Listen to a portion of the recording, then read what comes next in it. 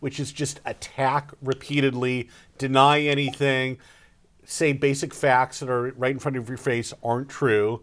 And oftentimes it's worked pretty well for them. This time I think it's going to be a lot tougher. Welcome to The Debrief, where we talk with the Washington Examiner's top journalists about the headlines they're covering and where the story's going next. I'm Sarah Bedford, and I'm here with magazine editor David Mark. Yeah. David, Signalgate, this revelation that the top national security officials in the Trump administration were using a private messaging app to exchange classified information, and then they accidentally added a reporter. That scandal has been taking over Washington, and Democrats finally have a real scandal to grab onto, right? Right. Unlike, say, the recent government shutdown scare that we had a few weeks ago, where Senate Minority Leader Chuck Schumer got a lot of criticism from fellow Democrats for not going in hard enough. This is something Democrats have really leaned into. There's a big difference, of course.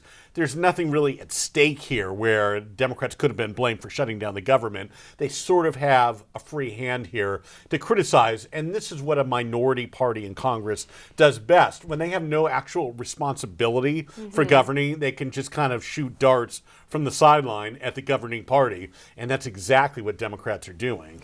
Is there a risk, though, for Democrats that they could Benghazi this, right? That they could overplay their hand on this one scandal? I don't know that it would actually come back to hurt them so much, but this may flame out after a while. In a sense, I'm surprised the Trump administration hasn't come up with something else to divert attention, because Donald Trump, whatever you think of him, he's pretty good at that. That's sort of his public relations MO. They've had a few executive orders here and there, but nothing major that would have really changed the story. They've sort of just allowed it to roll out there.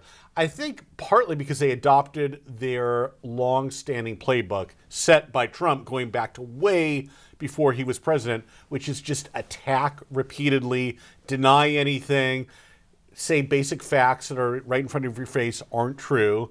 And oftentimes it's worked pretty well for them. This time I think it's going to be a lot tougher. You know, the way that the Trump White House has handled the fallout has sort of increased the perception that this was an act of incompetence, right? Because they're also not handling it particularly well with the denial of facts right in front of their faces. And in the Biden administration, in the first year of Biden's term, after Biden botched the Afghanistan withdrawal, the sense of the Biden administration being the steady hand on the wheel and being competent never returned. His approval ratings never bounced back. Is there a risk for Trump that he could have done irreparable damage with this?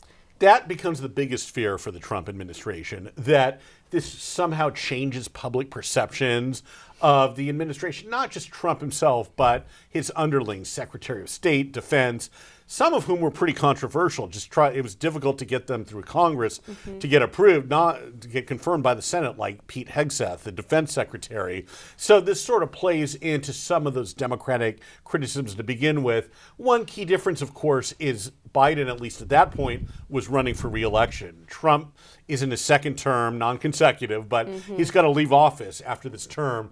So if he's willing to take the heat, he can kind of just ride it out for a while. Well, David, thank you so much for being here today. Thank you. You can get more reporting from David and the rest of the political team at washingtonexaminer.com.